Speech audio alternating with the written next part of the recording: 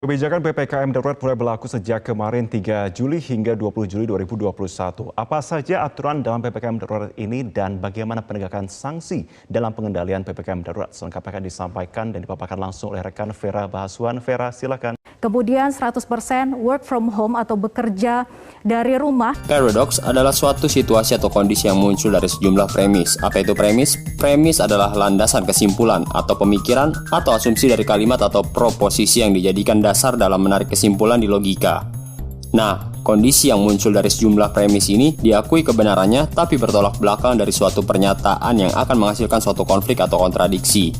Simpelnya, paradoks adalah suatu kondisi atau suatu situasi yang bertentangan dengan akal sehat, tapi sejalan dengan akal sehat. Bingung kan? Ya, inilah paradoks. A few moments later. Tuntas.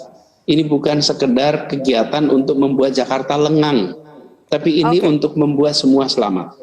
Pak Anies, yang kemudian banyak dibahas yang menjadi viral adalah sidak yang Anda lakukan kemarin. Salah satu perusahaan asuransi jiwa yang disidak kemarin mengklaim bahwa mereka tidak melakukan pelanggaran PPKM darurat karena masuk dalam sektor esensial dan sudah menerapkan kapasitas WFO 50%.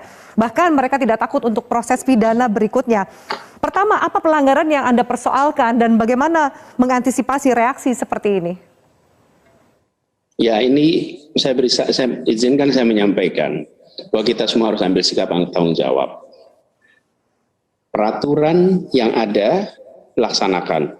Dinas Tenaga Kerja sudah menemukan 3 pelanggaran dari perusahaan tersebut dan kita akan proses sampai tuntas.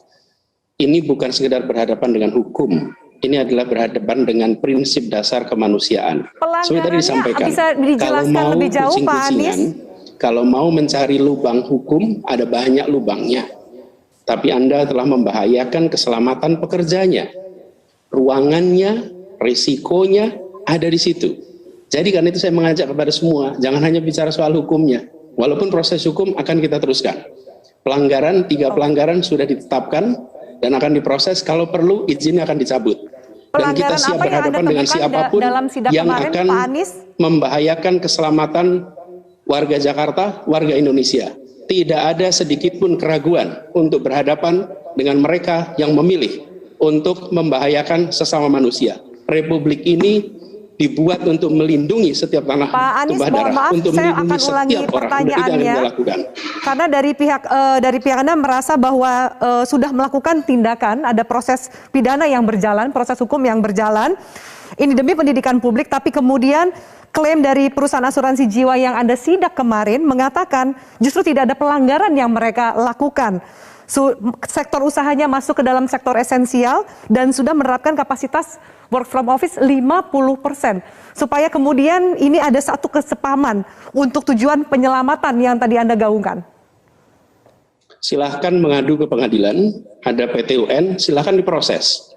Dan silahkan bila Metro memilih untuk mengambil sikap membela kepada mereka yang membahayakan keselamatan sesama. Tapi saya ingin garis bawahi bahwa sikap kami adalah untuk melindungi setiap warga Jakarta, setiap warga Indonesia.